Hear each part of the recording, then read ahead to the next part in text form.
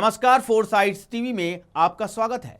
अग्निवीर अग्निवीर अग्निवीर, आजकल ये मुद्दा छाया हुआ है। दरअसल राहुल गांधी और कांग्रेस ने संसद में और संसद के बाहर जो नैरेटिव सेट करना चाहा, फिलहाल उस पर लगाम लगती दिख रही है।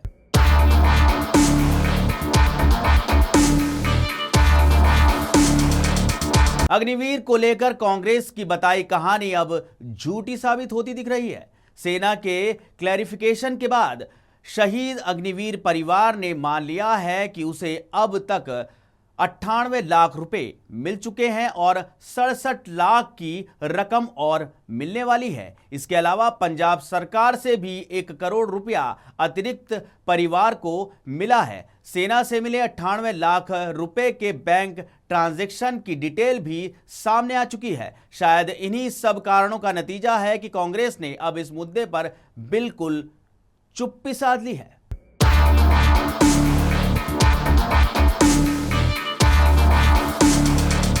अब अग्निवीर मुद्दा कांग्रेस और राहुल गांधी के लिए गले की हड्डी बनता नजर आ रहा है।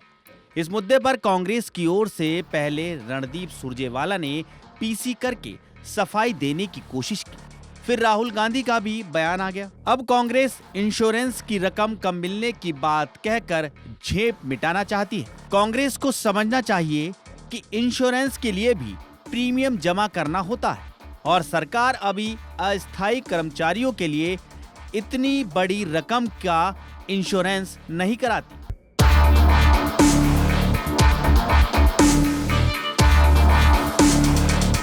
दरअसल कांग्रेस आजकल भारतीय जनता पार्टी के ही तरीके से आक्रामक ढंग से खेल रही है। झूठ या सच किसी भी तरीके से सामने वाली पार्टी पर हावी होना है। अग्निवीर ही नहीं, एमएसपी आदि जैसे कई मुद्दों पर बीजेपी को बैकफुट पर डालने के लिए इस तरह के हथकंडे अपनाए गए, पर अग्निवीर जैसे संवेदनशील मुद्दे पर विवाद खड़ा करके कांग्रेस ने भारतीय सेना को नुकसान पहुंचाया है। जिन परिवारों से सेना के सबसे निचले लेवल की भर्तियां होती हैं, उन तक जो गलतफहमियां पैदा हो चुकी हैं, उन्हें खत्म होने में महीनों लग जाएंगे। झूठ बातों का नैरेटिव सेट करना भारतीय राजनीति में सबसे बड़ी बुराई के रूप में उभरा है। राजनीतिक फायदा उठाने के लिए इस हथकंडे का इस्तेमाल सभी पार्टियां करने लगी हैं, लेकिन अग्निवीर को लेकर जिस तरह की बातें संसद में हुई हैं, वे फिक्र बढ़ाने वाली हैं और इस मामले में सेना की भी एंट्री होने से बात और भी सीरियस हो जाती है। इसलिए जरूरी है कि अग्निवीर ही नहीं, किसी भी तरह का झूठ बोलकर जनता को गुमराह करने वाले बयानों को रोकने के लिए जल्द से जल्द कोई कदम उठाया जाना चाहिए।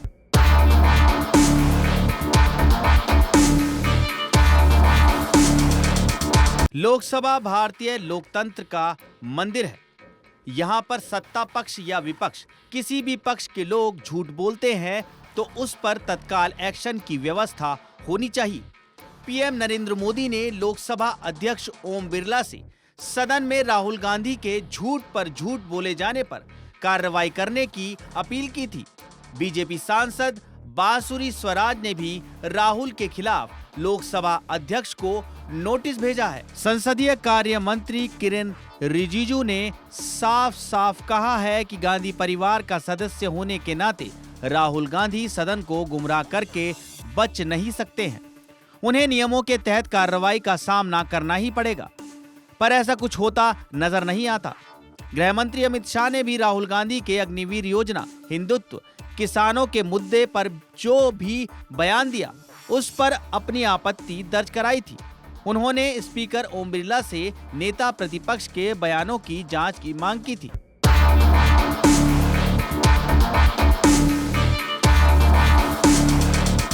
अग्निवीर पर कांग्रेस का झूठ सुनियोजित लगता है, क्योंकि राहुल ने अग्निवीर के परिवार का जो वीडियो जारी किया, उसमें परिवार से बातचीत चुनाव प्रचार के दौरान की है।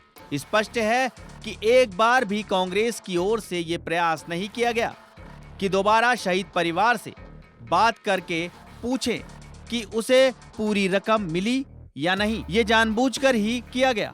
प्रशासनिक कामों में समय लगता है, ये सभी जानते हैं। इंश्योरेंस आदि की रकम मिलने में भी समय लगता है, क्योंकि ये मामला सेना से जुड़ा हुआ है, इसलिए देश के लिए बहुत सेंसिटिव है। इसके पहले राफेल विमानों पर भी इस तरह राहुल गांधी का झूठ पकड़ा गया था।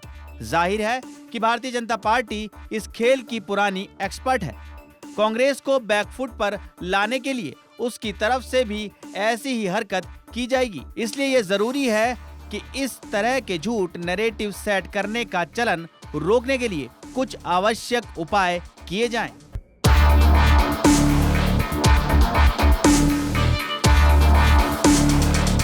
खबरों में रहना है अपडेट तो देखते रहिए फोर्साइट्स टीवी।